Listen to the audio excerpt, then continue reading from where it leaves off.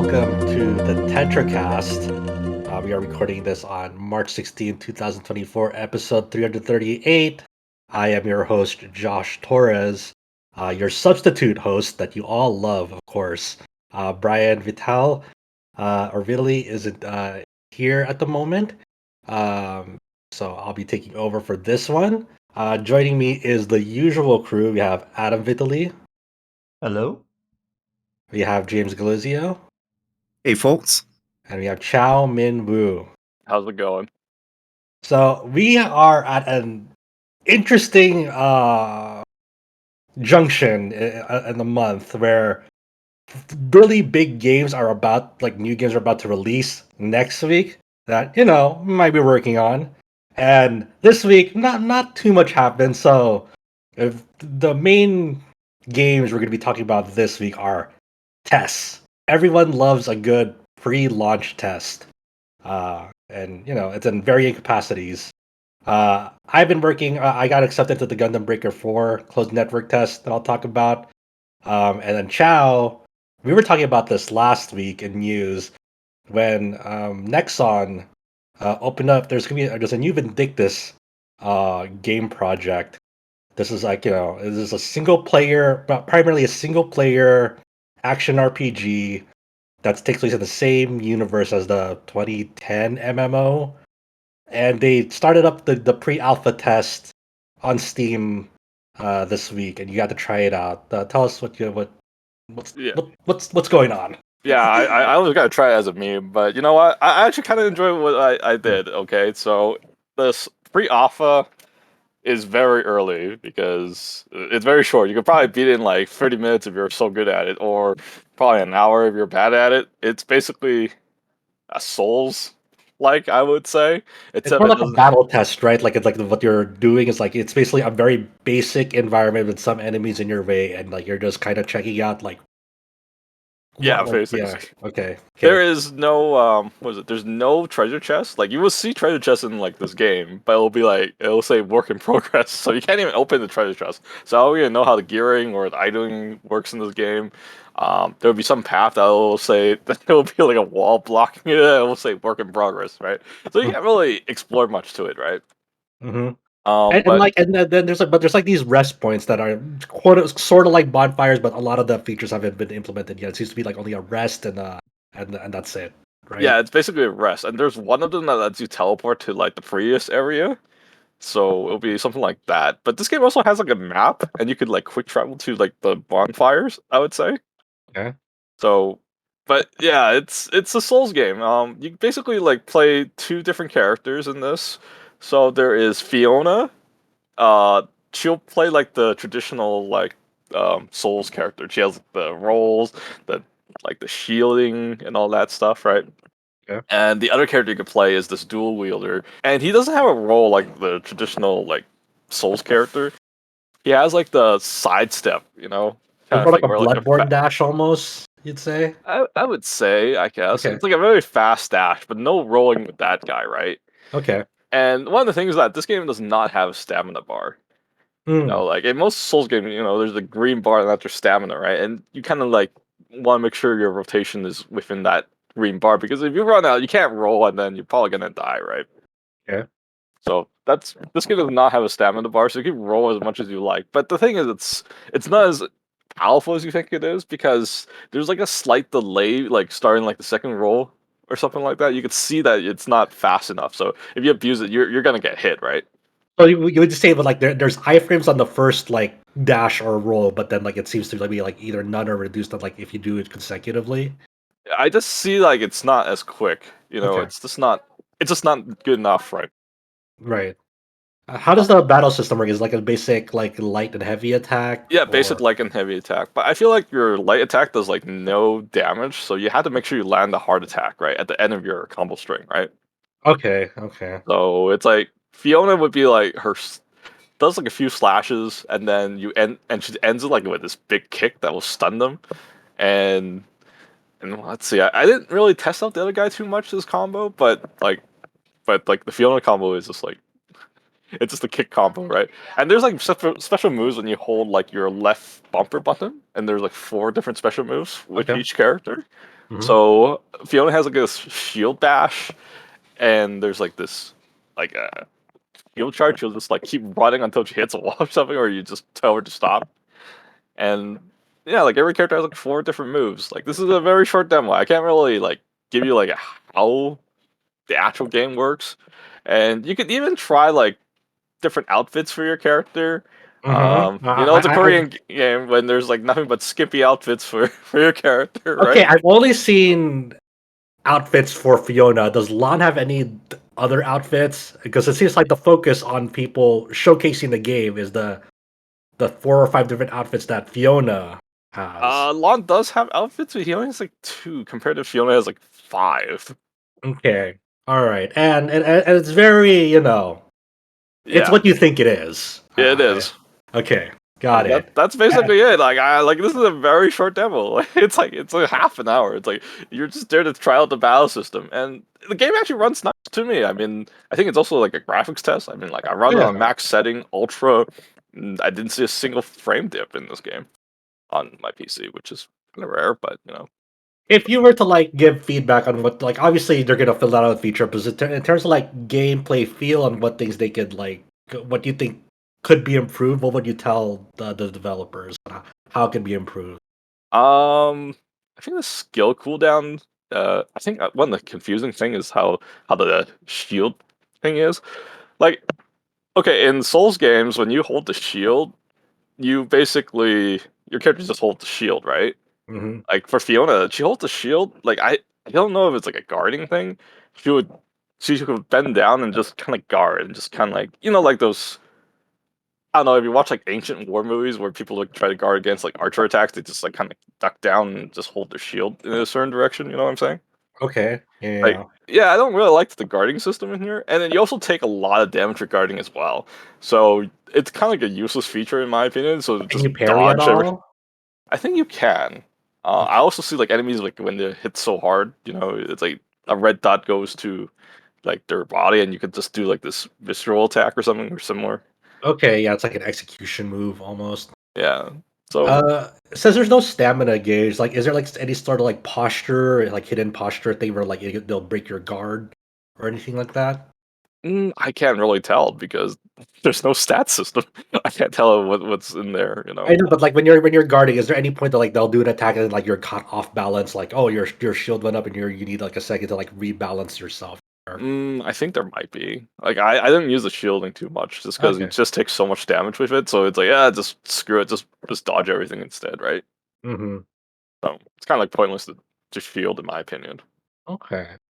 So yeah, I mean that's it's still very very early in development. So of course they're gonna get feedback from people who are trying it. I think it's still up to like for a few more days, I believe.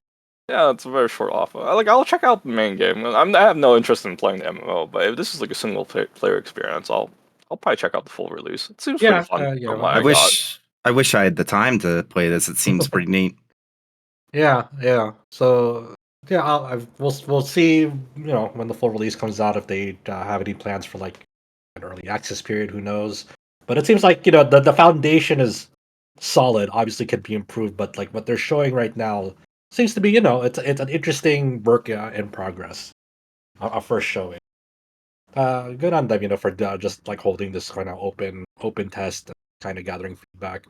And I'm very curious to see like what if it'll just be like a normal priced game or a free to play thing. Like they're still even that's still even up in the air I according mean, to the the next NA. song. I mean, that's like the biggest worry you worry about the publishers. Like all the games that they touch is either like run by like very extreme breed or something, right? I mean, like, yeah, but I think Nexon is also publishing First Berserker Kazan, and from what I understand, that seems to be normal price game. I don't know. It's like as long as they do that, it's like I'm very interested. But they do like stuff that they do in their gotcha and MMO stuff. It's like ugh, I'll stay away from that. Yeah, but do you think they're gonna hold on to this like different playable characters model, or do you think they're gonna have like sort of a create a character thing? Did they say anything about that? Mm, I think it's probably like their own character models that they give you, Okay. and I think they will just sell like outfits or something like that for those characters. That's what I assume.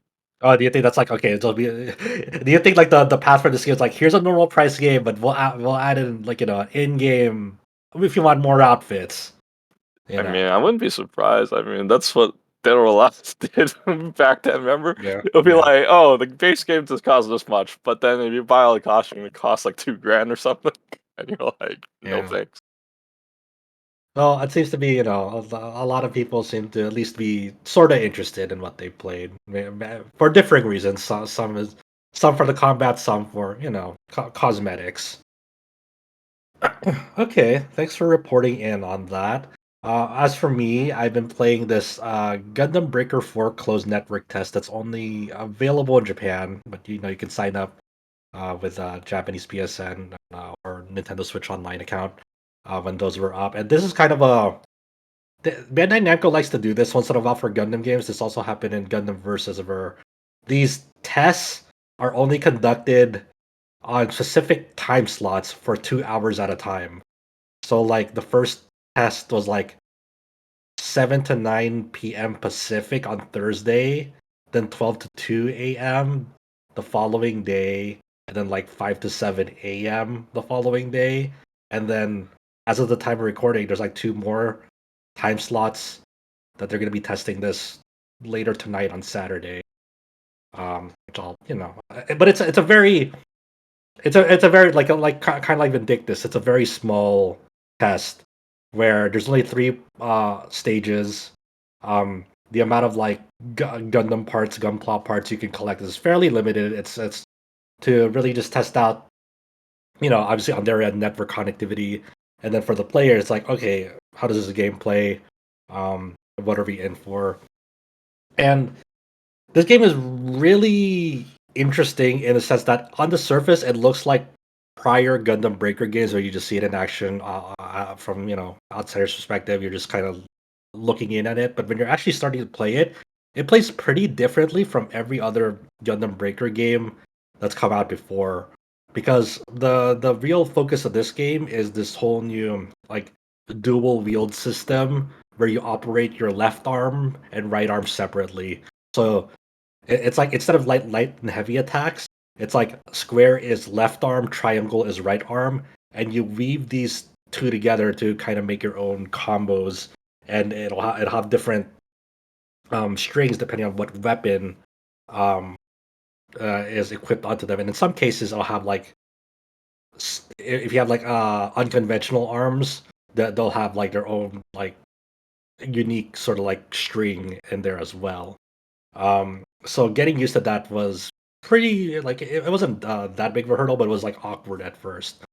Um, the and also the game is like if you're put on a spectrum between like Devil May Cry and like Muso with the opposite ends of the spectrum, this game sort of leads more into like Devil May Cry more so than a Muso game, in the sense that like the way that like you're engaging with enemies is more there's still multiple enemies on the field, but the way you're engaging with them is less AoE and more like one-on-one combo juggling. Because like when you there's definitely like air launchers, and like when they're in the air, you're continuing a combo in there. You can like knock them and then chase them or knock them down from the air, and it feels more DMC in that aspect than like say the very basic Muso um, philosophy that the original or the previous Gundam Breaker games had. And of course, like when you're launching them as well, you can actually like fast fall. There's like a dedicated fast fall button um, to go do that, and then you can continue juggling them with like range weaponry, for example. And there's all in service of like breaking off their parts. And when you break off parts from an enemy, um, eventually, if you take off like every part, you can like kind of instant kill them, pretty much. Um, Um, can you tell me, like in the Gundam Breaker games, you basically go around collecting Gundam parts and build your own custom Gundam? Is that how Yeah, it goes? yeah. Same thing here, where parts will drop off enemies. I'm sure in the full release, like previous Gundam Breaker games, you can go to like a shop in the lobby to kind of purchase gunpla kits. If you're like, and you can like spend like in-game currency to get like a gunpla kit and like get the parts of like a specific unit you want. But yeah, it is very much it's up to you how you want to play it. Do you want to like recreate your favorite Gundam, go get all like the new Gundam parts and make your own new Gundam with its own custom paint job or whatever, or you could like kit bash and like take different parts from like all these different mobile suits. You can have like a gym head, a Zaku chest, a right arm of Sharzaku, left arm of the new Gundam, the a Goof's legs, and that's kind of the interesting thing here, where because of this dual wield um, direction in the game, left and right arms are separate now. They're not like they don't come in batches. Where in previous games, when you got arms, you got two arms of the same, um, kit that you got. While in this one, there's left and right arms are separate parts, so you can really hit bash um, in a more open fashion. Sounds like they Uh, added a lot of customizability with just having two different arms instead of just yeah, one. yeah. And also they just went really like overboard in like the ways that like the previous games already let you have like an almost an unprecedented amount of like freedom to like how you wanted to like paint your units, how you wanted to scale different parts to make them bigger or smaller. This one kind of does it even more. You can have like even different color panel lines. You can have like different like unconventional ways to paint like your gunpla in this game compared to previous entries, where it's like, oh, that's really fucking cool that like that they're going in that direction. Um, and also I really like the lobby system in this game. Let's say like Gundam Breaker 3. The Gundam Breaker 3 lobby was very, I'd say it was awkward because you had like this faceless pilot like them running around the lobby, accessing like booths to like do the assemble, pick stages, and so forth to connect online. In this one, it's almost like a Fantasy Star Online or Monster Hunter World esque lobby where um yeah, when you're running around, it's not like a pilot, it's actually your own gunpla. So it's just like your robot that you're working on is running around the lobby. You don't need to go to a separate booth to access like the assemble screen. You can do it anywhere. It's only like when you want to access a mission, you go to like up to the counter and choose what mission you want. And the nice thing is like you can have like I think up to 24 people at once in a lobby. You can do, but yeah, but for missions you can only deploy up to 3 players at a time. But like if you wanted to just like, hey, all your friends are like hanging out, they're all playing the game, just have them all in this lobby and you can see what they're all working on, because you do spend a good amount of time in the menu just like kind of thinking of like what you want to build and design or optimize on your suit. You can kind of see that like, hey, check this out. You can just like see it immediately, like this is what I've been working on. You have like all your friends like look at it, it's like, dude, that's you know um and like that I really like the ways they improve the social aspect in that respect. um in terms of gameplay system, it's it's weird because in previous games there was these things called option skills, where essentially there were certain parts that you equipped onto you, and these parts would give you access to a skill. Like for example, like um, if you equip these missile launchers on your shoulders, as like they're like little small builder parts that you equip onto you, and that would give you the option to equip them as option skills, because like these missile launchers obviously can fire missiles. You can like equip that capability on your unit. Um, and in say in Breaker 3, you can pretty much fire these based on like almost like an ammo counter. It's more like a meter that like depletes, but and then after you fully depleted that, it'll recharge and then you can use it again. And then like for another option part might be like this big like sword, like anti-ship sword, that you equipped, and then you can like in Breaker 3, you can kind of just spam that because hey, it's on you. Um, you can use it whatever. It has its own combo strings, and so forth. And you can kind of use these option parts in tandem. One has a cooldown, obviously. The other you can just like kind of really swing, and so forth. In Gundam Breaker 4, these option skills, you can have up to four, like up to eight on you actually, at any given time. But they all share a universal global cooldown. So like these missiles now that like you fire it off, it'll take maybe I think 20 seconds to like fill up the cooldown to use an option skill again. So that time I can't use any other options. Like if I had like a anti-ship sword, I can't use that until that cooldown is done, and then I'll use the anti-ship sword, and it'll do like its own combo, and then that'll deplete the cooldown bar. It'll take 10 seconds again, but you can't. But they all share a universal cooldown in those option skills. Unlike in previous entries where they only had they had their own separate individual cooldown meters. So that's a change I'm kind of mixed on, because I'm wondering if like there'll be abilities on parts that you can upgrade to lessen the cooldown and make it, maybe almost a non-issue, but I don't know at this point. So that's one change that's like I don't know if I agree with that. Another change that I do like though, other besides that, is there's another set of skills called EX skills. So there's option skills and EX skills. EX skills, depending on the parts and weaponry that you have, you'll gain access different ones to these. Like one EX skill is like, hey, you equip the new Gundam's backpack, and that means you can equip the EX skill to deploy its funnels. Um, in Breaker 3, they were all they you can access them by holding R1 and then pressing a face button, and it'll do the ability. And then after the ability, it'll be on cooldown. And you can reduce that with abilities and so forth. It's a very basic system. In this one, though, um, EX skills are accessed almost like a super meter in a fighting game. Well, it's like almost like KOF style, where how in KOF there's like the super meter can go up to like 5 bars, and so forth. So you can stack them, and then you can kind of fire off supers consecutively.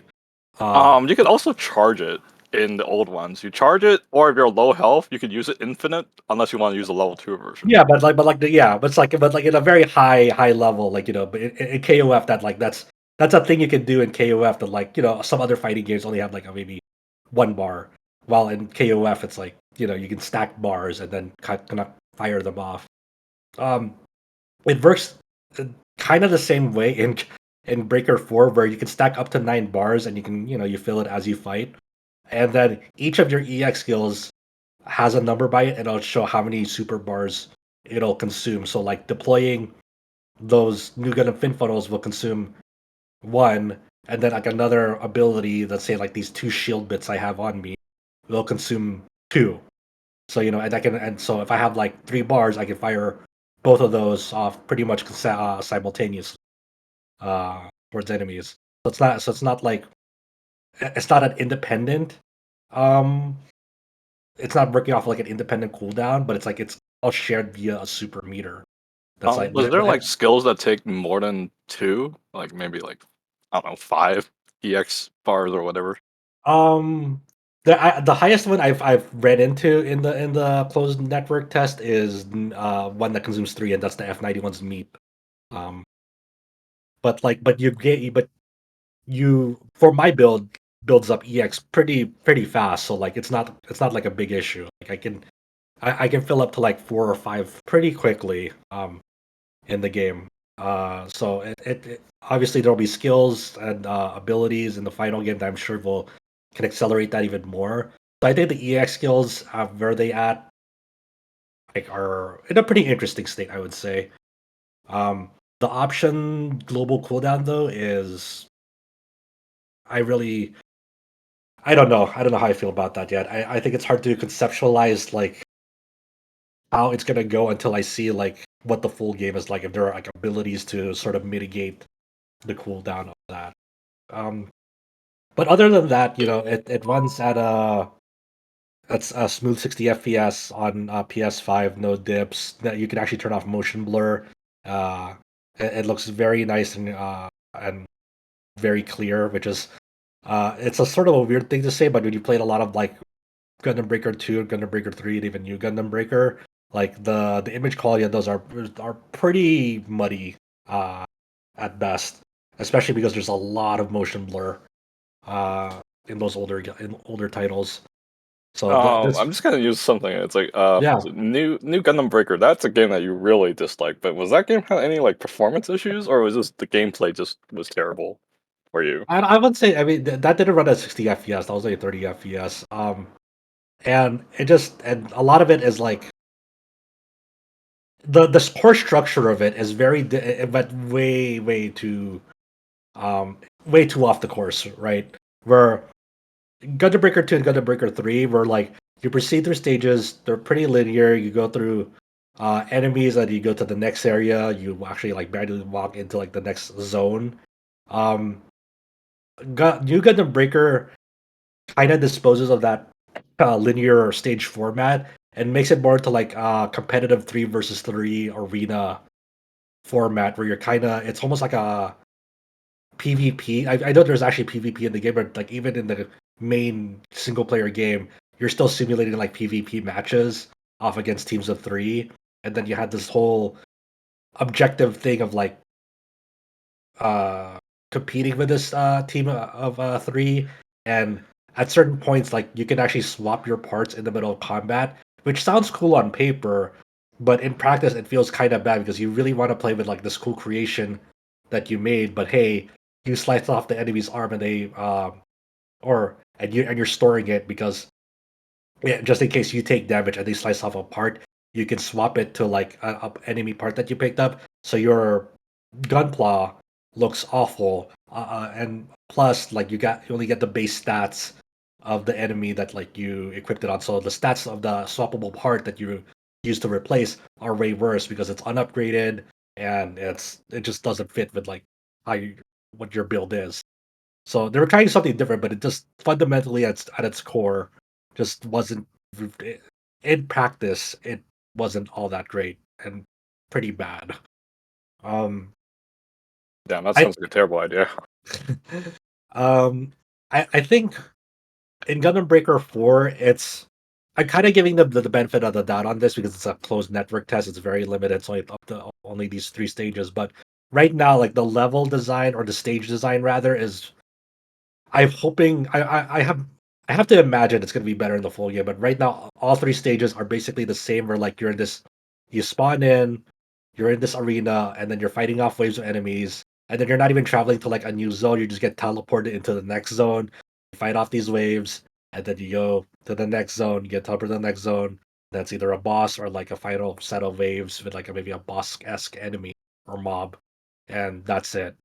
And I can't imagine this is how it's gonna be for every stage in the full game. I have to imagine there'll be some variety. It was one of those things. It's like, oh man, there's like a bad first impression of like on the stages that you're deciding to showcase for this closed network test.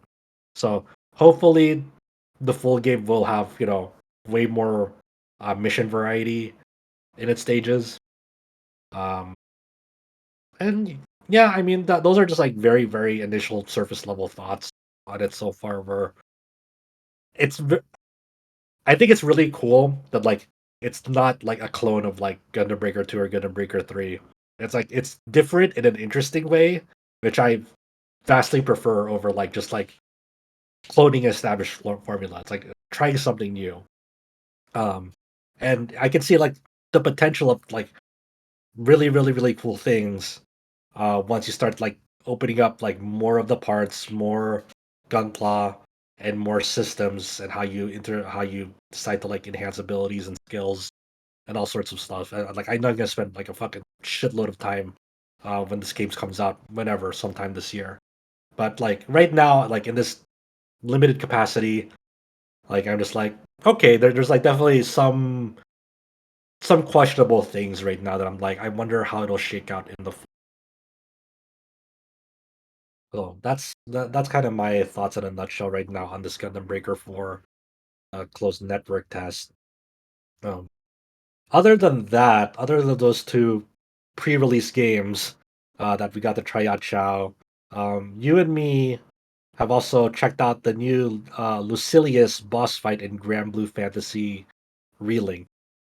Um, this is a really funny one because for people who like were already at the end of the game, ready to unlock it, they downloaded this patch, and when they loaded their save file, they were immediately greeted by a new cutscene where the crew is just talking with a very popular character, Sandalphon. Most popular, you mean? Okay, yes, most popular. Sorry. So, and he basically introduces like, let's remember our showdown with Lucilius. So pretty. What did you think of this new boss? Because you're the one who's very familiar with it because of like the base browser game, so you know how it. It's very over the top, and I fucking love it.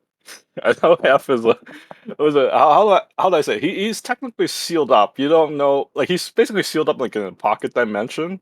So that's why it's like it's a retelling of how the fight should go down, right? Because he's not actually there, right? Uh-huh. Because they beat him in the mobile game. He's sealed up for now, right? But they're Okay. giving hints that he's coming back. But yeah, this fight's great. It has all the 12 labor mechanics. Obviously, they're much more simpler. They're not as complicated as they are in the mobile game.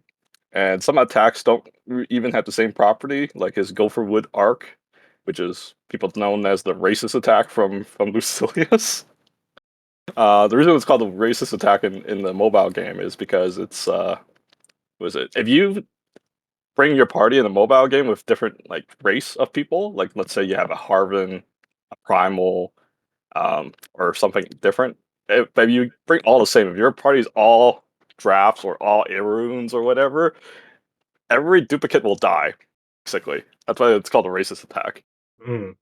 So it's basically trying to encourage, hey, make sure like all members of your party are different races because if they're all the same race, they're all gonna get wiped out because of the property of this Yeah, attack.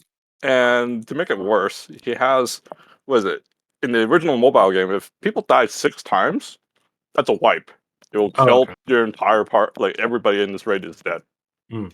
That's basically it. But in this version, is that if there's 6 deaths, he'll trigger Paradise Lost, and that move is very hard to dodge in this version, right? Okay, so Yeah. if I haven't done this boss yet. I don't know anything about him. Like I know he has like a 12 labors mechanic, which I don't know what that means. Um, but like if I were to try to fight him right now with an end game party of AI that's like fully leveled and whatnot, like how hard is it? Like do I need It's to find possible. like People find that AI is better than playing with people because he shoots so much projectiles to the point that AI is pretty good at AIs are dodging? better. Well, Yeah, Faster AI more it's funny than that more than your like AI friends. seems more reliable than like a party with full of, like real people. I guess I was just Yeah. I keep hearing like he's like a super boss. He's really hard, and like if I haven't tried this yet. I probably will try it, but I'm in the middle of other assignments. But like if I were to try this boss, am I going to be like really frustrated because it's like a really hard boss? I need to find like the perfect team of other friends and players who actually know how to play him, or No, can I just no. No, take him? he's clearable by yourself. People Yeah. already Okay. made strats on how to kill him with one controllable character and a party of like very powerful AIs. You know, Yeah, I think it's it'll be possible. good. Yeah, it's a tough fight because a lot of it is like learning the properties of each phase of the fight. Like there's like different phases of it. If there's one thing I don't like about the fight, it's very cutscene heavy. Oh So yeah, you'll have to see this cutscene every time if you beat him or yeah, do it properly. yeah, like It'll be because like like this fight in FF14. I think Shiva, for example, and Savage. Every time you'll see this stupid cutscene for like 1 minute once you get like the health down to 50%. yeah, I'm sure James can relate. there's like yeah, definitely each almost every single phase of like the fight has like a different cutscene associated with it to like kind of signify, hey, this is the next phase of the fight. But those cutscenes are very cool though. It's so over the They're top. okay, they're cool, but after you see them for like the 50th time, it's like, okay, great. I just wish there was like a skip button. It's like, okay, can we just like get out of it? I don't need to see, what Sandalphon is doing, to counteract whatever Lucilius is doing, because as they discussed earlier, like Sandalphon does help you out in the fight at various points, but it's just and as rewards for this fight, there's 3 new sigils that they added to the game that are like all very. They power crept the damage cap meta of the game with the sigils. These Yeah, you're new forced to sigils. grind a new set of sigils. These was it alpha, gamma, and beta? Was it? I mean, like, I think only like one of those is actually really good, but Well, I think when they're fully maxed out, they're very strong. Like you get like oh what is it 50,000 damage cut from using your SBAs if you're fully capped out. Was it gamma? yeah. It's I like mean, they definitely have uses for sure. you're definitely going to be replacing your old one, but but you had to like fully upgrade it before they're considered viable to replace it. But that's the weird thing, right? Like, if you can already clear Lucilius pretty consistently without them, there's like really no point still because like what content are you actually going to use those sigils for I don't know. I mean, raid. realistically? So it's like you're not. It's kind of weird. Like what's the motivation for That kind of going for them? That kind of reminds me, like when Fatalis dropped in Monster Hunter World Iceborne. Like his armor set and weapons are like the best in the game. Like, and it's not even close. And it's like, okay, so what do you use them on? Yeah, There's exactly. a handful of It's these just- things where you fight the strongest boss to get the best weapon or whatever, the best armor. It's like, well, you already beat the strongest boss to get that. It's to give you a power fantasy, I guess. You or know something. what I associate with this thing, this trope or whatever, getting the strongest weapon from the strongest like hardest trial. FF's I think 12? of Dark Cloud. Oh. In Dark Cloud, you have to go up, like in the post game. There's like a 100 floor dungeon that's like really hard. You know, basically a lot of resource management, making sure you're strong enough and whatnot. And by the end of it, there's a tough boss. And at the end of that, once you finally get to the end, you get the Chronicle 2 sword, which is the best sword in the game. But then that was the last thing to do. There's nothing else to do. You just get the sword, and you're just like, okay, that's it. Yeah, Can't like actually- there's nothing to use the sword on. the only thing that like when it comes to like this sort of thing in games, like it makes sense that like you include this thing before you finish the story of the game. So like, hey, you're rewarding me with like this really fucking crazy piece of equipment, and I can just like kind of breeze through like the last part of the game and like completely overpower like the last portion of the game. Because that's The Pro ZD video where he's like meeting the final boss after doing all the side quests. Exactly. That's kind of what I like about some older RPGs, where it's like, oh, you did end game activities that are maybe harder than the final boss. Let's make the final boss harder. It's like, it's wild that a bunch of PlayStation 1 like RPGs did that, but we don't really see that happen nowadays. It feels like it makes sense to do that, but we just don't see it happen. Yeah. But with Granblue, at least, they can always add more. Like, here's an even harder boss, and hopefully you need the sigils from the Lucilius fight that will help out, or whatever. Yeah, I mean they still have more content updates to do. They still have the two new playable characters and then the send Send off off on on in May. Yeah. And then after that, it's completely blank, and you're like, but okay. even then, like those with those two, there might be like new quests associated. Yeah. with, Yeah, they like, said there are going to be those- new quests. yeah. They didn't like And then- highlight a boss or anything, but Didn't they imply that if Relink did well enough, they might make an expansion? I'm pretty sure it's getting an expansion now, then, if that's the case. Yeah, I don't know if they've said or alluded to anything like that pre-release, but hopefully, well, they have future plans, whether it's like a sequel or just more, maybe like a brand new like actual expansion, not just DLC, like an Yeah. actual back in the old days when RPGs got expansions,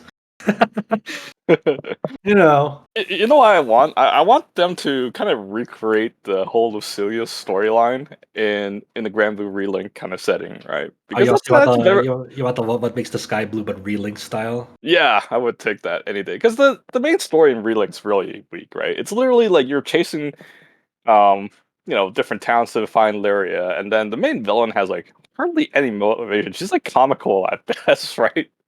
It'll be like, oh, I just want to destroy this world so I could go back home, and you're like, yeah. that really Okay, it? as someone who doesn't have context for Granblue, like I almost felt like I was missing something for like the story. in No, terms of the even people villain. that play the mobile game were like, was that it? Yeah, It's like like, this this looks like a this isn't really a spoiler if you haven't played it, but it's quite literally she's just like, I want to go home to back where the Astrals live, but this requires me to kind of kidnap Lyria and put other people in danger, so you stop her, and that's kind of it. So, okay.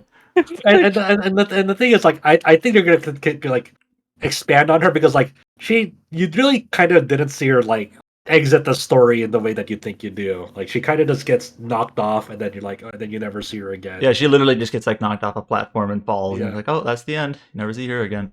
And she's Okay. an Astrals. Astrals are super OP, right? It's like, you're telling me that it's gonna kill her? I highly doubt it. So I'm So- sure there's gonna be more storylines and that they might introduce whatever.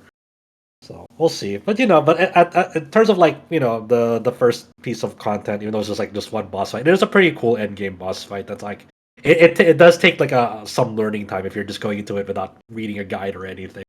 You're actually learning the video game. Well, I'm gonna read Chow's guide so I know what I'm doing. Bring Vane. Vane can choose through all the mechanics. Okay, I haven't powered up a vein though. Yeah, but he can choose through mechanics. He So, gets these shields that will let you be immune to all these attacks. So funny thing, me and 3 other friends just tried this out when it first went live, and like one of them was a Vayne main. So short thing, very first fun thing of the fight, we does Paradise Lost, put up that barrier. All right. Nothing's happening. It's not hurting at all.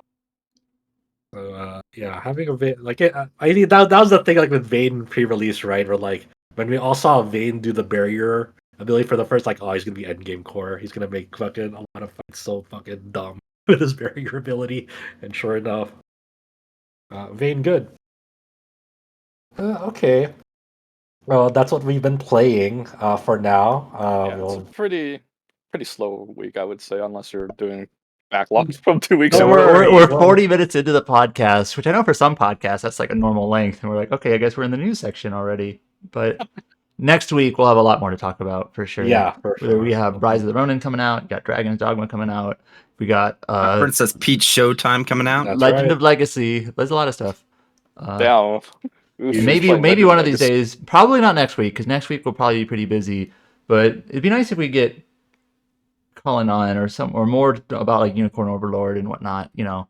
But then so you can circle around back then. Well, Yeah. I mean, we got James here. Yeah, sure. I almost finished Unicorn Overlord. I just right as I was about to finish it, Yeah, more assignments. yeah. Everyone I talk to, I suggest you should play that on expert mode with item caps or play on Crucinobia with. Yeah, I think I talked about this last week where I said that the game's difficulty feels a little too easy unless you play on the hardest difficulty. I stand by that 100% now. Like now that I'm basically at the end, it's one of those things where if you have any experience whatsoever with those types of games, just set it to expert. Don't even hesitate. I just think like they probably worry about their fan base, so they probably made the game a little bit too easy just to kind of make sure that everyone gets to play their game.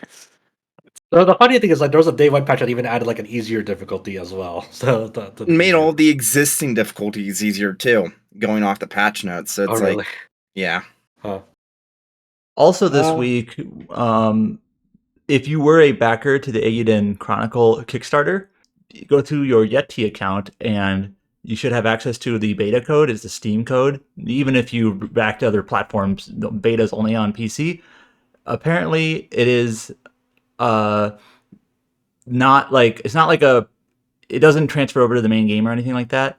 But you can get I think they advertise it as like a 6-hour demo or something like that. So it's pretty meaty. So you can play it if you want, but I think I'll hold off. Yeah, I would hold off if they said that your dad doesn't transfer over to the full game. Does it? I have no idea actually. I don't know if what scope is that? Is that from the very beginning and then you can transfer over saves? I have no idea. Okay. That comes out next month in our next month of RPGs. At the very least, when you think about it, after Dragon's Dogma 2, in terms of new releases, there's not really like a lot of like new releases between like early April is kind of you have like a 2-week period in early April, maybe 3 weeks to like catch up again. And then you got Eiyuden, Saga Emerald Beyond, Stellar Blade, all within the same week, and it's like then like May seems like it's the dry period, but even then, like it's filling out. Like the 1,000 Year Door remasters, remake/remasters coming out then, which I don't know. I don't know if there's anything else yet, but then like obviously June is packed and July is getting packed. And we'll go over the news headlines here where they announced a few release dates for sure, including that one. Okay. Speaking of, before we get to news, I wanted to do a shout out here. One of our writers, Junior Miyai, actually wrote up about an interesting feature for basically chronicling like the life and death and the afterlife of that MMORPG for Shin Megami Tensei called Shin Megami Tensei Imagine. I remember playing this game in the West when it was under Area Games way back when. And he's been kind of getting back into it because of of a new private server that went up in November 2023, called New Moon, and basically describing what Shin Megami Tensei Imagine is, giving a chronology over its official lifespan in Japan and in the West, and then how fans of that MMO have preserved it, almost in a similar arrangement to City of Heroes a few weeks ago, where the fans of the people who are running the private server have gotten in contact with Atlas, and Atlas has pretty much given them their blessing in being able to run it. Obviously with some conditions attached to it, but it's not like, but they're not going rogue or anything. Yeah, this isn't like, it's, how do I put it? It's maybe slightly rebellious, but it's not like they're getting permission to have a private server in a way. But a big component of this piece that Junior put up was also just talking about like preservation of MMO type games, especially in like the early aughts, mid aughts, where like most video games, like single player video games, if you can find a copy in a console, you can play it still from 10, 20, 30 years ago even. But like there's some of those games from the like the early period of MMOs that once the servers are down, they're down, right? Even if you have a copy of the game, you can't play it. So that's why you need private servers. And City of Heroes last year, I believe, basically got a sort of an unofficial server, if that makes sense, to play it. There's from, I think that's NCSoft, I believe, is the publisher there. But in this case, just a private server for Shin Megami Tensei Imagine. And kind of he talked to some of the people in the Discord channel that runs that, and basically just his piece is basically just talking about, that's kind of the idea, is having this game be available to play. If you wanted to play it, it's available. This is what the work had to be done to make it available. So I always think about like how much I played Ragnarok Online private servers when I was way younger, because of accelerated rates, because the original rates of how much money, how much experience you gain in the official Ragnarok Online servers was like abysmal, very sluggish, very grindy. So that's why private servers were fun, because like they accelerate by 4 times or 10 times, so you can kind of get to like the fun like late game stuff way faster. And it's interesting because obviously in this agreement with Atlas for SMT Imagine, the people at New Moon like said, okay, we won't receive any monetary benefit or anything outside of that, personal payments, no donations, no fundraisers. And I'm just thinking of the private servers back then for Ragnarok Online, like absolutely was like, you could become a member if like you pay this fee, and it's totally like outside of like the obviously no blessing for developers. It's like very just rogue Ronin, like we're fucking doing this. So it's just really funny, just like making me think about that, man. That was one hell of a time. Especially when you started getting the custom classes, like people just started making up classes, like a Jedi class in Ragnarok Online. Okay, sure. Oh, give that a read. It's a really fascinating read from Junior. It's called A Broken World Preserved, Shin Megami Tensei Imagine, MMORPG Preservation. Moving on to the news, our first... Let's start with the second news pit, because that's kind of like almost related in a way. Oh yeah, sure. This is RuneScape creator announces free-to-play MMORPG Brighter Shores set to release in 2024.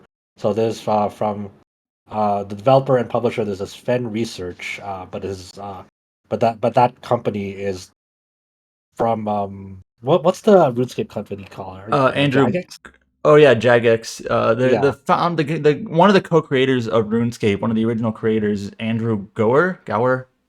I'm not sure how to pronounce his name.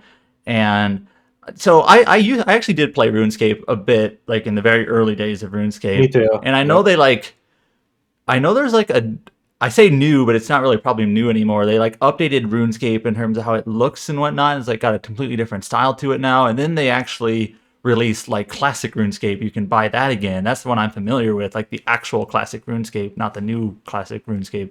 Even the old school RuneScape is like the still the newer version. I'm thinking of like the very very basic 3D geometry model RuneScape Right. that was played on browsers. But I know I've seen I've seen like the new version of RuneScape, and it like looks totally different. But anyways, so this game is, if you look at just some of the trailer and the screenshots for it, it looks like classic RuneScape in a way, in that sort of early 2000s MMORPG. Clearly, Andrew just wanted, he's the creator, one of the creators of RuneScape, and probably just wanted like try something similar to what he did with the original RuneScape. But reading through the press release and the seeing the screenshots and trailer for this game, I don't know exactly like if there's a hook here that's different or whatnot than just being another MMO, except that it is definitely in that classic style where you don't have very complex like 3D animations and movements or anything like that. You just have your little 3D avatar. You're doing different cooking and farming and cleaning and fighting in the game, and it is considered a free to play game. So I don't know if like RuneScape. I know RuneScape was also free to play. You get like certain access to stuff if you do pay, or whatnot. The RuneScape model was interesting because like if you played free to play, there's like certain gates you couldn't go across because you weren't a member or like did pay into it. So like it'll just say, hey, you can't cross it because you're not premium account or whatever. So I'm reading the press release now, and it does say, opposed to the onslaught of microtransactions in modern MMOs and free-to-play games, the studio has remained dedicated to providing hours and hours of content for free. And an all-inclusive premium pass will be available for those seeking extra quests, adventures, and stories. Okay, so it like sounds similar. Yeah, that makes sense. But yeah, I guess if you are a fan of RuneScape, maybe don't play RuneScape anymore, but kind of want something that feels nostalgic in a way for it, keep an eye out for this. Yeah, for Brighter Shores, I have to imagine from Andrew's point of view, like I wonder if it's like if I were to like remake the core philosophy of RuneScape again from the ground up, with everything that I've learned over the years making RuneScape, what would it look like? Yep. That's how I see this, and I think that's really really cool. I hope I wish for the best. I think my younger self fucking loved the shit out of RuneScape. It took up hours and hours of my life because that was basically my first MMO experience. I mean, it was one of those games like before like smartphones and things like that. Anyone could play RuneScape. It was in a browser, so you didn't have to have like a massive PC, early 2000s wise. Like anyone could, like, you just go to this website, runescape.com or whatever, create an account, log in and play. So, I was in middle school at the time. That was just something that like anyone could do, and like, hey, you can play it with your friends and it doesn't cost anything, and it was very cool. So I think a lot of people our age probably did at least play a little bit of it because the barrier of entry was very low, and a lot of people have that nostalgia for it. Yeah, it was definitely like it was a bizarre feeling like playing that while also being like a dot hack fan alongside that. So like you're kind of like trying to find deeper meaning in, like, for me at least, in RuneScape because of like what you've seen in dot hack. You're like, oh my god, it's like okay, I never made the dot hack connection. I'm sorry, personally. I'm very like my brain worms were so probably not a good thing to admit publicly, I guess. Yeah, I was playing Ragnarok Online during those times, I think. Mm-hmm. I'm trying to think where Ragnarok was it. Was it a little bit after RuneScape, or maybe I think it had to be after RuneScape was 2001. Yeah. Let's see. I played Ragnarok Online when maybe back in 2002 to 2003ish. I think. I think I went to RO after I was done with RuneScape because I was like, oh man, this looks fucking cool, and then I got introduced to. I think it was like a reverse problem for me. It'll be like, hey, you guys should try out RuneScape instead, and you open it, it's like, what the hell is this? Right, so I think that was for me. Yeah. The fucking the good old days of mining for hours for materials to go make your new armor. Oh, so good. I do love it. Okay, I mean, you gotta do it. You gotta level up your mining skill. I wonder if you release a game like that. I misspoke earlier. the new version of old RuneScape is not called Classic RuneScape. It's literally called Old School RuneScape. And Yeah. there are 1,000 people playing it right now on Steam. So yeah. Yeah, if Granblue dies, I hope there's Granblue Classic or something on there. Granblue Classic. Old school Granblue. There's actually, I guess, 3,000 people right now playing new RuneScape, which I know is not really that new anymore, but okay. On Steam, like the Steam version specifically. So that's a, not massive numbers, but 3,000 people, that's right now, that's not nothing. I'm sure that's more than people on Aeon right now. Is that on Steam? Ion? No. Oh, Ion MMO. Is this it from NCSoft? What is this? Or is this just some fake thing? I don't know. What about Lost Ark? Because that game has more than 3,000 people online. I'm sure there is. Oh, Lost Ark probably has a bunch. Yeah. That still has like a pretty sizable population. That has 40,000 people playing it right now. Yeah. So about as much as people playing Relink. Mm-hmm. Okay. So the next one we have here is about the Feline Dark Fantasy Action RPG Kristala. Is coming out in May via Steam Early Access. This is by Astral Clock Tower Studios, and this is they it's like ran a Dark Souls for furries. Is my interpretation of this. Dark Souls for furries? What? Okay. You play as like cat people. Okay. What's this? I want to say if this is like a part of a Steam demo event. I'm not sure. It did have a Kickstarter campaign, but yeah, it's. I mean, I didn't mean that like disparagingly, but it's literally dark fantasy stamina based RPG. It even says in the press release Souls-like vibe, so they said it, not me. It's coming out for. Oh, sorry, go for it. It's early access for PC, but they're coming to consoles later. But yeah, you play as like cat people. So yeah. Yeah.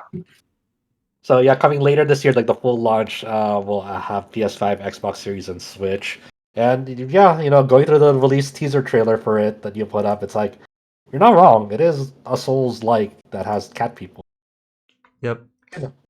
Indeed. Okay. The Kickstarter campaign raised $100,000, so that's how it began life that way. So it's interesting how the trailer for early access is like, it works on Steam Deck. It's like, okay. Cool. Yeah, I'm just kind of looking through this, and it seems neat. We have more new content coming for one of our favorite games last year. It's actually out now. Wandering Sword. They had a new free update that called the Southern Chronicles, which adds a new storyline, new difficulty mode, and new game plus to the game. So it's basically filling out like throughout the game when you go through like the southern region, like the way that the things that it had you do felt relatively sparse compared to the rest of the game. So now they're trying to flesh it out a bit more with more storylines and characters in this new update. I think this is cool because one of the cool things about Wandering Sword is that a lot of like the character quests in that game, and like those are like long side quest chains that technically aren't part of like the main story, but they're pretty in depth and they're pretty fleshed out. And if you actually weren't paying close enough attention, you might actually get confused. Wait, is this part of the main story or is this part of a side quest? Which is always a good, thing to have, really, where it feels meaningful. So they're basically just adding, hey, here's a couple more, like here's another storyline. Interesting, like the way you access this is like they even have like we recommend using a save before the quest, like this main storyline, like become martial disciple. But if you don't have that, we'll give you a save file that's all prepped and ready to like do the new content. So you can just get that save file and like load up that save. Like, okay, that's a cool thing that they did for people. It's like, hey, you might not have a save that like is ready for this because you didn't know. And New Game Plus is kind of cool because like I have a save file at the end of the game. Like I could take that and kind of start over if I just wanted to sort of experience the game again with new content in the future because they're still adding to it. Yeah.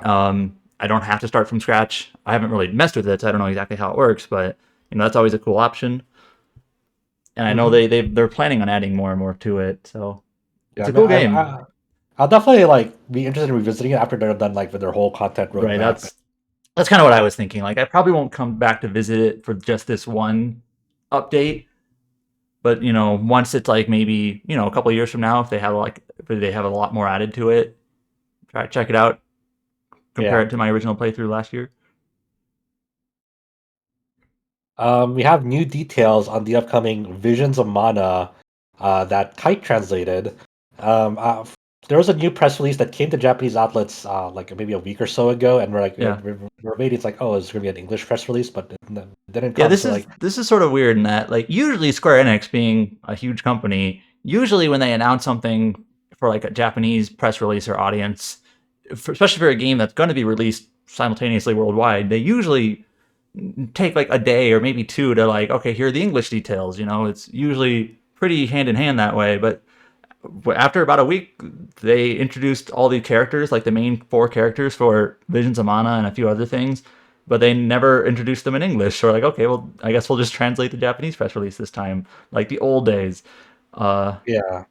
So Kite translated the press release. So the press release, there's a bunch of new screenshots. A lot of them are very character focused. So we see our main character Val, which we've been introduced to already, his childhood friend Hina, who is chosen to be a child of fire, and that Val is the soul guard protecting her for their journey.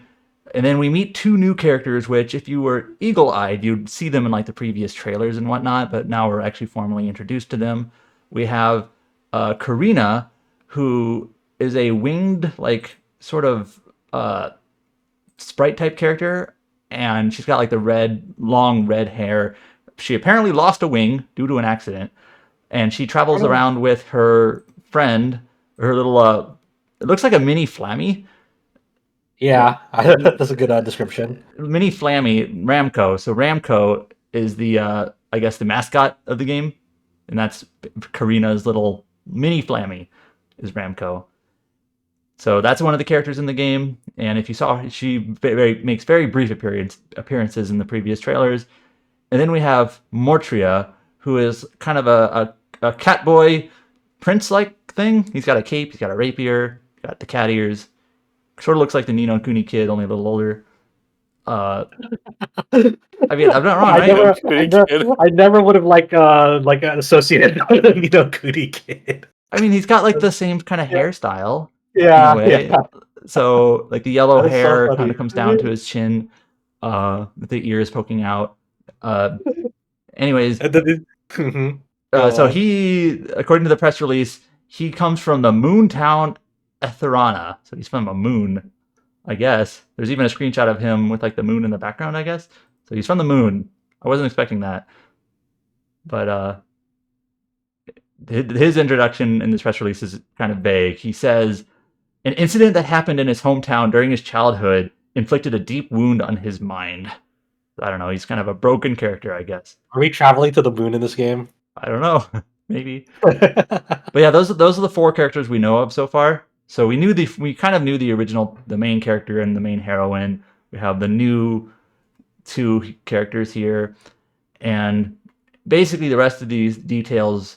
We get introduction to spirit vessels, which spirit vessels, they're sort of like the spirits in the previous games, but these allow you to have different gimmicks in the world.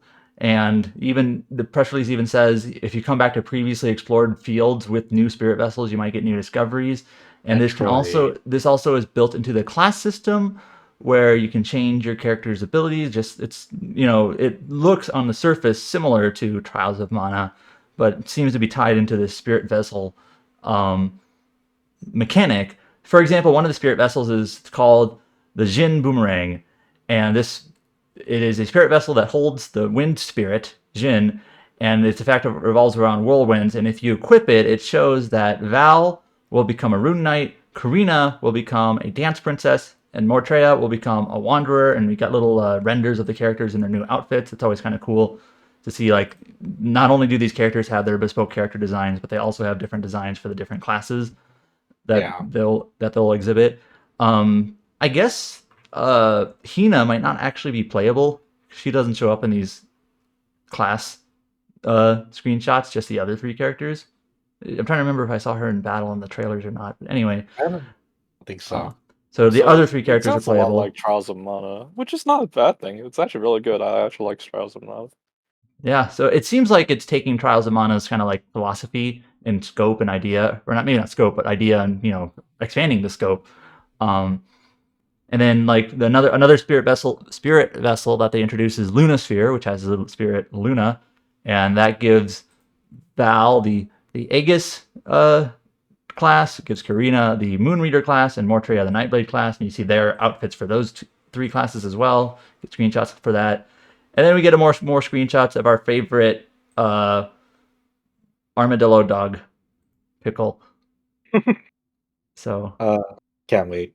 Can't wait. I need to hear the release date already. It looks so charming.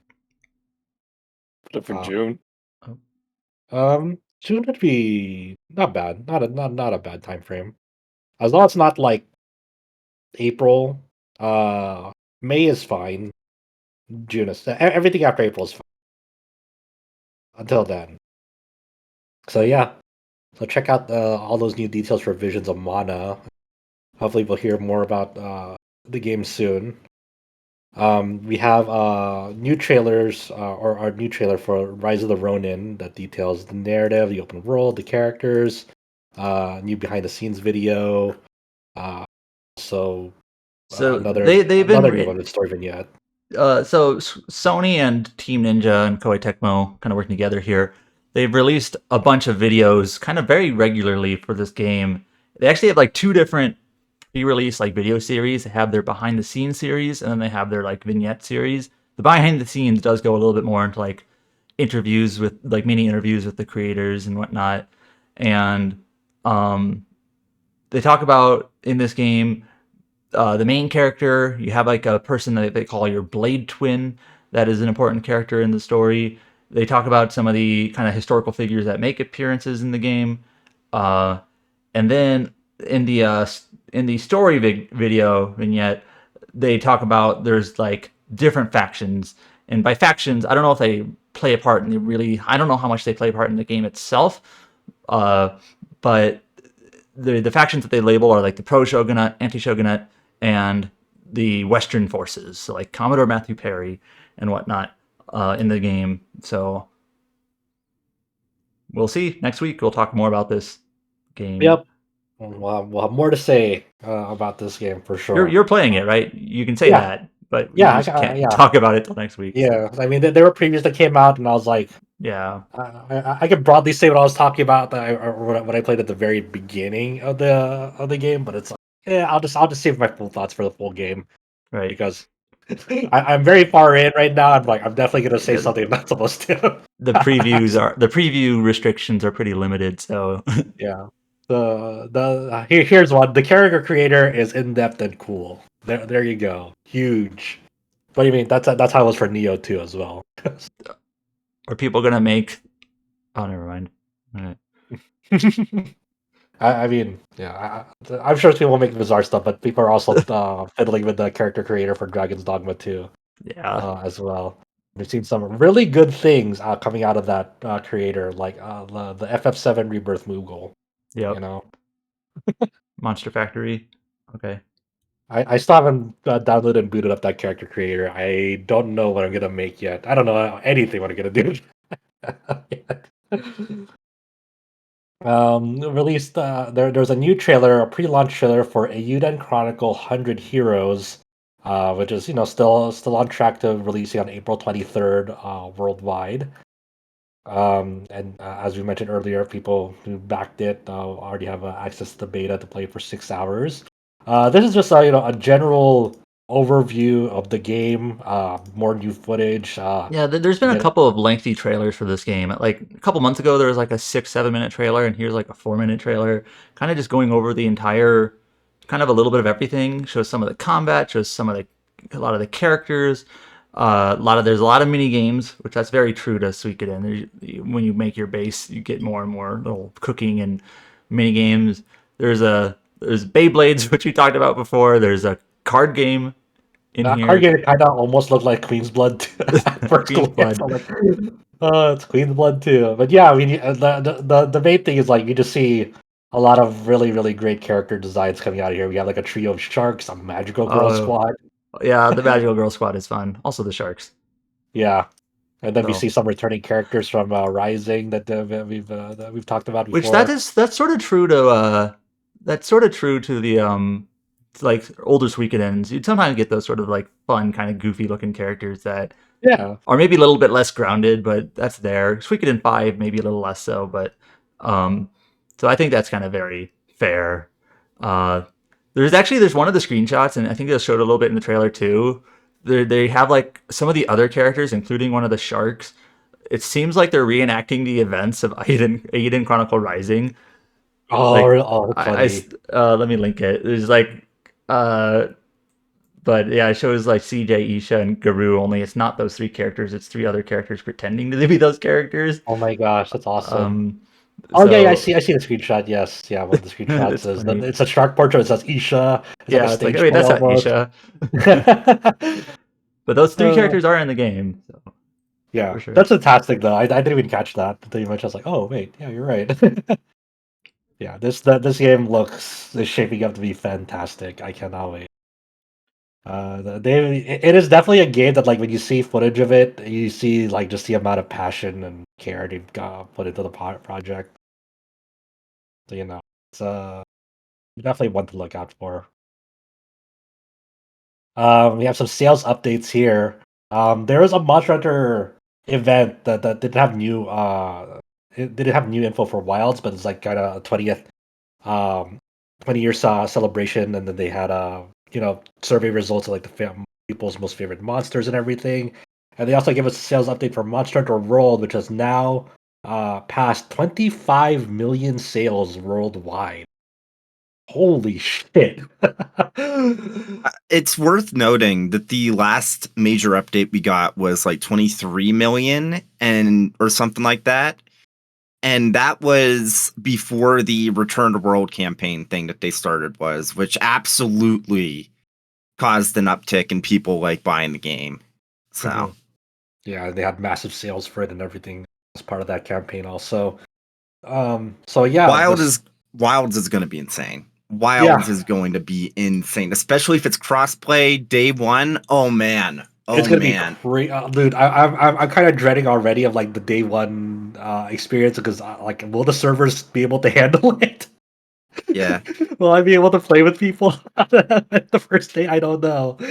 Hopefully they're prepared, but like at least they know what to expect. It really feels like Capcom is just like at the top of the world right now with like obviously RE4 remake last year. It sold 7 million, I believe. Yeah, hugely beloved. Like it's done incredible so far. Obviously, like Dragon's Dogma 2 is coming out next week. Just going off of the Steam pre-orders and like wish lists and whatnot, that seems like at least financially, it's going to be a huge success. And I guess they're the only gaming company in Japan that's doing so good to the point that everyone got like a huge salary boost and bonus pay. Well, Nintendo's doing great too. Yeah, but... they've done those too. Like that, they definitely report on those, but several other companies report on those as well. So it's not just Capcom. A lot of Japanese developers raise salaries. It seems like it was one of those things that like for a while salaries hadn't raised, and just I know I was actually starting to look into this a little bit more, but never got further into it. But basically, it was sort of like a cascading effect where one developer raised the salary and then another, and then they kind of all decided, you know what, if we want to be competitive, hiring new grads or whatnot, we need to all raise salaries. So they like Marvelous, Square Enix too. Like they all raise salaries. Yeah. Meanwhile, like you look at the Western side of the industry, and it's like, oh no. Yeah, getting laid off. Rip. Yeah, not good. So, but huge congratulations to Capcom for reaching such a fucking crazy milestone. Like, Can you believe it? We always say it. We always say it. Like when you thought about like the release of World, it's like, oh, that's cool. Like where they're taking it serious. But who would have thought it would have done this? I remember like there was like a stream very very shortly after World came out, and it was like Capcom internal, and it was just, you could see just on the faces of the people on the stream just how relieved they were that immediately it was obvious that the gamble with World, which it was a gamble. It's easy to forget that now, but it was a huge gamble, but it paid off. And basically just obviously like Resident Evil 7, like also kind of contributed to it, like the rebound. But it's wild to think that, like, if you'd asked in like 2016, like if you'd asked like a decade ago, or said a decade ago that Capcom would be arguably the most beloved third party like publisher / developer in the industry, people would have looked at you funny. But nowadays, I feel like most people would be like, yeah, that makes sense. Remember the days of like the early 2010s where Capcom was more known for like the typos on their boxes. Leviathan. At that time, they were almost going bankrupt, wasn't it? They were like, what is it? They had like that Tekken versus Street Fighter, and everyone's like, ugh. Yeah, I mean, definitely there's a, like internal talk that like Capcom was like on kind of almost on the brink until Monster Hunter World really brought them back. That was the start of like, hey, their rebound from not being in a great spot. Monster Hunter World kind of saved the company.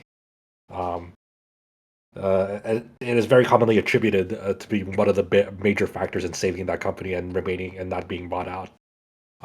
So good on them. It's interesting because when you think about several years ago, when you think about Monster Hunter as an IP, as a series, as a franchise, it's like one of those things. Like, yeah, there are fans all over the world, but it's the most popular. It's most popular in Japan. It's really where most of the community thrives around that series. But like, there are still players here and there. But then now, Monster Hunter World really expanded that audience in a really, really, really big way.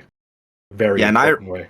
I remember when I went to Comic-Con 2013, I believe. Something like that. Like, no. It would have been actually 2012 because it was the year before 3 Ultimate came out. Because I remember they had like a demo and they had like a panel for it. And they made a big deal like during that Comic-Con where it's like, we want to make sure that we can make Monster Hunter as popular in the West as it is in Japan. And seeing like a decade later, them succeeding, it's like, man, so happy for them, because they even like, obviously back then they probably already knew that they were planning on making like a game for PS4 and Xbox One PC, and it's just like, man.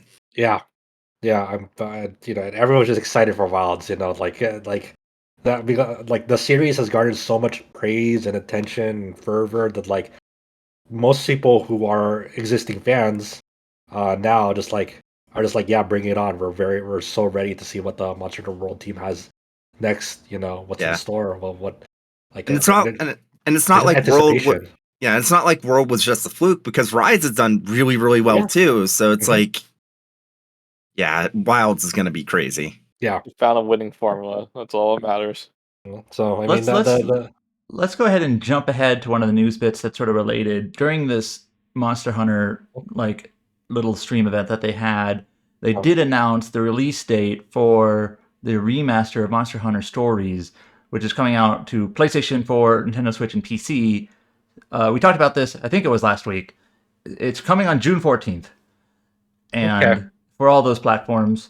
And this is sort of a surprise, alongside that, on the same day for PlayStation 4, they're also releasing Monster Hunter Stories 2. Which I had forgotten that was like Switch and PC only. Me too. So that game is coming out basically on the same day. So if you are a PlayStation Monster Hunter fan, you get 2 Monster Hunter Stories games on the same day. So they're both are pretty long games too. Yep. So you're getting fed. Obviously, these are different kinds of games to the typical Monster Hunter experience. Is more of a single player, like linear narrative, and has a different focus because you're making packs with the monsters to ride them into like turn-based battles. So, but still, cool to see that Monster Hunter Stories is coming to more platforms, especially the first one. As James has mentioned, a lot of content that was previously Japanese exclusive. So, Very, very cool to see that it'll be coming very soon. Another sales update here. Sea of Stars has surpassed 5 million players. This is not really a sales update, but a player update. And it's also getting a co-op single player plus mode teased. And what I kind of what is this like single player plus mode that's like the co-op teaser mode? for it is literally like 10 seconds long, and it seems like out in the world, like when you're exploring, you can have multiple people exploring at the same time. And then in battle, I think it's sort of like Final Fantasy IX's multiplayer, where you literally just take turns as different characters for different players. So Is it's it like, local only or online? Or I did they not don't say? know. Okay, okay. Yeah, and the reason why they call it 5 million players is it is on Game Pass, so they can't Right. you can't count sales really, or it's hard to with that combination. Um, but yeah, it was definitely a success for an indie studio. They already said that was way more than they expected. The game is getting DLC at some point, or at least they said so. I don't know if this is what they meant, but yeah. Okay, yeah, so they did mention in the press release that the teaser of a new mode coming to the game, 3-player couch co-op. So seems to be a local only co-op mode, and then this single player plus mode that it's as it's dubbed. It allows for 3 players to journey together. Each player will engage in traversal and combat with a new co-op timed hits mechanic as they embark with friends. Sea of Stars grand adventure. Uh, so just keep in mind this new co-op mode seems to be couch or local co-op only. Okay. Next thing here, yeah, there's kind of almost an update to original article that you previously wrote that East 2 is now joining East 1 Ancient East Vanished on this Egg console PC 88 emulator on PC. So the update here is that East 2 is now joining um, the first East in that, right? Yeah, so basically, we talked about this a couple weeks ago. You can buy literally the original version of East, or an emulated version of it, on Nintendo Switch right now on the eShop. And by original version, I literally mean like the PC-88 version. It's literally Japanese text only in the game. Some of the emulator text and some of like the bonus material stuff you'll find in English, but the game itself is Japanese. But you can buy it on the North American shop, and um, now the second game you can also buy, which is East 2 Ancient East Vanished, the final chapter. It's kind of funny he's calling it the final chapter now, but It is the final chapter of Ys. yeah, the final Wow. chapter of 15-year-old Adol, and then he'll Yeah. have several other chapters after that. Yeah, But play East 1 and 2 so you can be prepared for East 10. The next game in this timeline, right? Yeah, the next game in the timeline that takes place right after East 2. Oh, it's even later. before Celceta. I think we've talked Yeah, about this. it literally, you have one of the I forget the name, the professor dude Oh yeah, from East 1 and 2 is with you on the boat. in East Yeah. on the boat in East 10. Nice. It's literally just like There you go. immediately after East 2. You gotta play East 1 and 2 to understand East 10. It's very funny. It's like they literally get on the boat to go to Celceta, and the whole thing is like, "Hey, we got raided by fucking Vikings. Here you go. Here's an adventure that Adel never talked about. Very, nor very did Adele normal things in Adol's life. You know? Well, at least you didn't get in a shipwreck. That's all that matters. You're just Vikings, though. And Adol can somehow commandeer ships in 10. Yeah, Same apparently thing. Adel never mentions this again. Like, It's really funny how like every East game like chronologically since 10 has been Adel got in a shipwreck, when East 10 is all like, yeah, he's actually a really accomplished, like he can pilot a ship just fine. He's really good at this. It's like, Sure about okay. that? Look, Adol has a complicated life, okay? So, that dude has lived multiple lifetimes. He's been trained by professionals, by the Oh, yeah. Vikings, of how to navigate dangerous terrain in a ship. You wouldn't know it, but he has. Next up here, we have Terra Memoria is launching on March 27 for PS5, Xbox Series, Switch, and PC. This is from publisher Dear Villagers and developer Tard? I don't know. I'm sorry. I don't know. I think it's Le Either. Moutard. I don't think it's French. I don't think it's. I think it's still a silent E, but I'm not sure. Yeah. And this is described as a cozy turn-based RPG. We have a release It's a date for French this publisher game. and a French developer. Very French. There's a lot of furry characters in it. I Yeah, see. it's it's got a kind of a cool style with like the 2D sprites and like a kind of a simplified 3D world. But It's it's a almost mix. it does kind of have like the isometric Golden Sun eye perspective in battles. It looks like. Yeah, Adam, you know what that is? That is mustard in French. Do you not yeah, say mustard in French? maybe the Mustard is the studio, I guess. It's a good studio name. Uh, it's stated to be like a mix between a turn-based RPG and kind of like a town builder. Mm. Like, unfortunately, I don't have any time to check this out, but I am like genuinely curious to see like if anyone else like just in my sphere checks it out. If if there's anything cool here at all. Yeah, I mean, There's it no looks real really pedigree nice. to go off of, Yeah. so Yeah. So hopefully, when we're not as busy later in the year and it turns out to be cool, I definitely might check it out. We'll see. We have a slice of life fishing RPG Moonglow Bay is launching for PS5, PS4, and Switch on April 11th. This was previously released on Xbox consoles and PC in October 2021. So it's just coming to more platforms. Good on them. this is kind of like that voxel style pixel art ish fishing RPG. I know I there was some think excitement for this when it's originally released. I don't really know if it's any I think I good. checked it on like Game Pass when I still had Game Pass. And then I didn't get too far into it. But it does have a really cool art style, that voxel um style. There's an interesting one. The System Shock remake that came out in end of May last year is it really only released on PC storefronts, and now it's coming to PS5, PS4, Xbox Series, and Xbox One on May 21.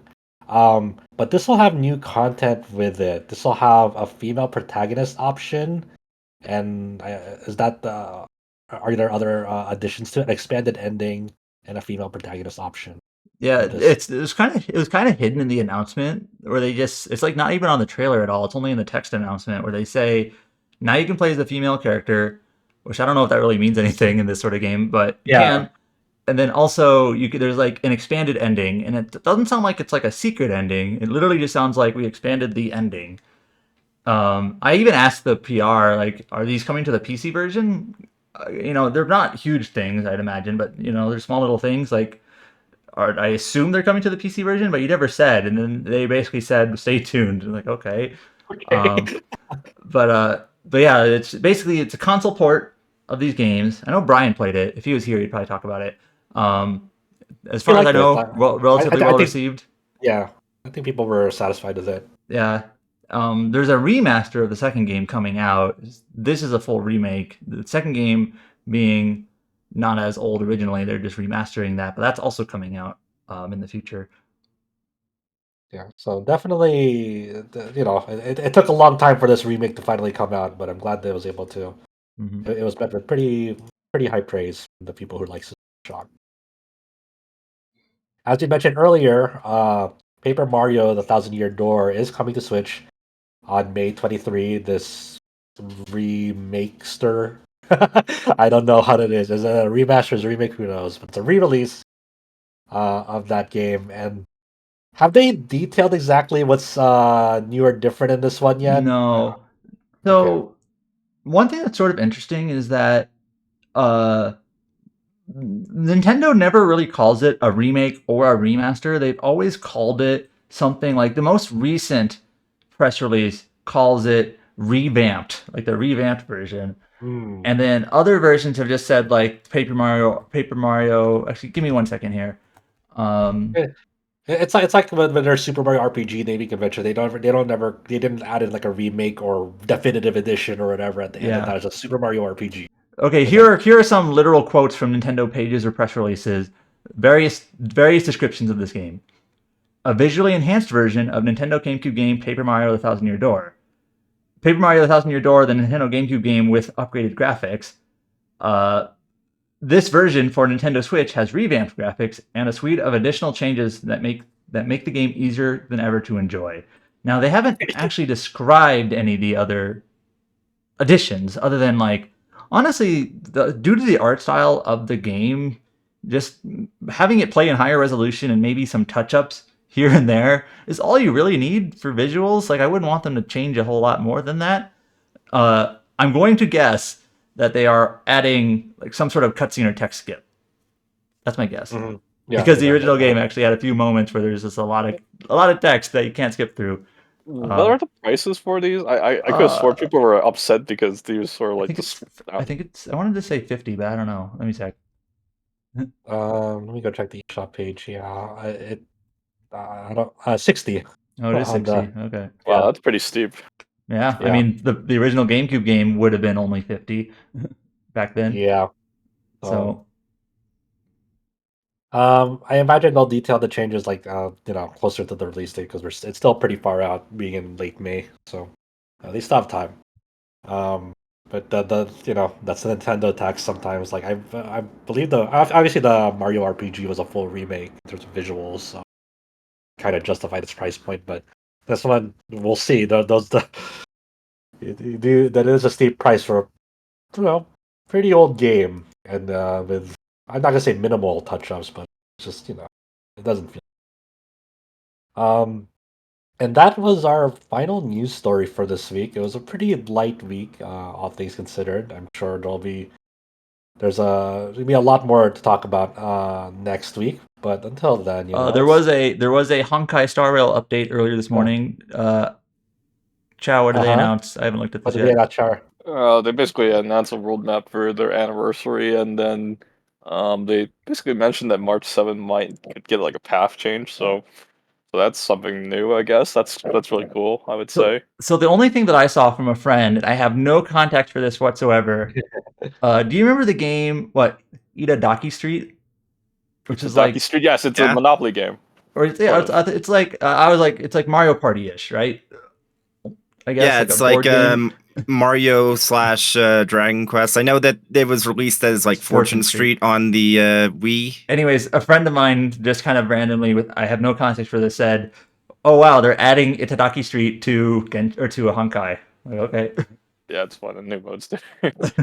Probably a lot more simplified probably than Itadaki Street.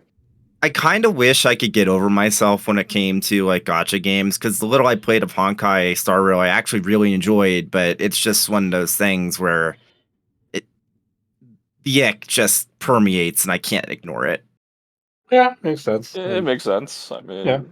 I hate this kind of business model, but I enjoy the game, so I'll just stick with it and bear with it. That's for me. But if you have the willpower, then stay away from it. Then I highly recommend to stay away from it. I'm the most unreliable person because of these games because I immediately ditch them as soon as a real game comes out. I just forget. I'm they're kind of like time wasters. I'm I'll just play this until the next game, and then once a new game releases, I'm just okay, I'll go play that game. Goodbye, game, and I never come back to it. It's like the Atelier game earlier this year, where I gave it a shot and I actually did enjoy it because I like the battle system. But once new games started coming out, I was all right. Peace out. That was especially funny because they tried to imply that it was a mainline Atelier game, even though it very clearly never was. I mean, that's their definition. That's how they described it. That's their marketing play. Okay. They flat out said it was a mainline. They're the ones who get to decide that. Yep. I guess. So. Wow, when are we gonna get a real Atelier game again? It's like Atlas saying that all the Persona spin-offs are canon. Okay, they said it. Persona Q actually. Even the dancing one. Yep. Those are just really funny. Stop that gas station attendant in a dance contest. Yeah, I don't know. Besides obviously the two big RPGs next week, are we anticipating any new events coming up next week? I don't think so. We have PAX East happening, a future game show. I think that's it.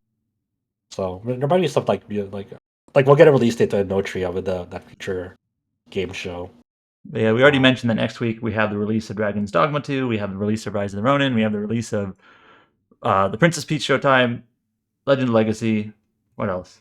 But there's still a lot coming out Yeah. next week. Oh, Yeah. Reverse Collapse Codename Bakery. Oh, right. Yeah, that's also coming out as well. Unfortunately, I don't think we have anyone on Oh, and staff Horizon available to Forbidden play it. West on PC. Right. Oh, God, that's right. And Final Fantasy 14 on Xbox. Although you can kind of already play that. So on Xbox. Mm-hmm. And yeah, I think that'll. I'm like looking just to make sure anything else. Grania HD collection coming out to PS4 and Xbox One. Yep. Still has the filtered, That's the week after. sprites. So it's like, right. it. I can't believe they didn't add an option to disable it. Not even just like the sprites themselves, but even the environments. You look at the filters on them, and it's like it just looks. It looks so bad. It looks so fucking bad, man. No. It is what it is. All right, then. Thank you for listening to us here on the Tetracast. It was we called a relatively short episode, even though I know it's been like almost 2 hours. Hey, 1 hour and 40 minutes is short for us. That's pretty good. Like we're learning. That's like almost half the time. Well, a little more than half the time it usually takes us. So that's amazing. I think I think it was like the Game Informer podcast at one point. They were like, "We apologize, we have such a long episode this week," and it was like 90 minutes. Like, oops. Yeah, I think you and Brian have given that anecdote like 4 or 5 times. Oh yeah. So you can find us on our site, rpgsite.net. You can find us on Twitter/X over at RPGsite. You can find us on Facebook, facebook.com/rpgsite.net, or YouTube, where Adam and Ryan uploads all these episodes of the Tetracast over at youtube.com/rpgsite.net. You can find us on your favorite podcast app, iTunes, Spotify, etc. You can join us over at Discord at discord.gg/RPG site, where it's always active. People are always discussing and enjoying games and other stuff there.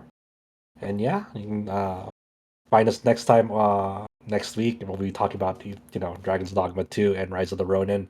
Well, are destined to be the two ones that we're gonna talk about next week. But we'll see what else comes out. We'll see if there's any other news worth talking about. Thank you for listening to us. Thank you, James. Thank you, Adam. And thank you, Chow, for joining me. I've been your host, Josh Torres. And until next time. Later, folks.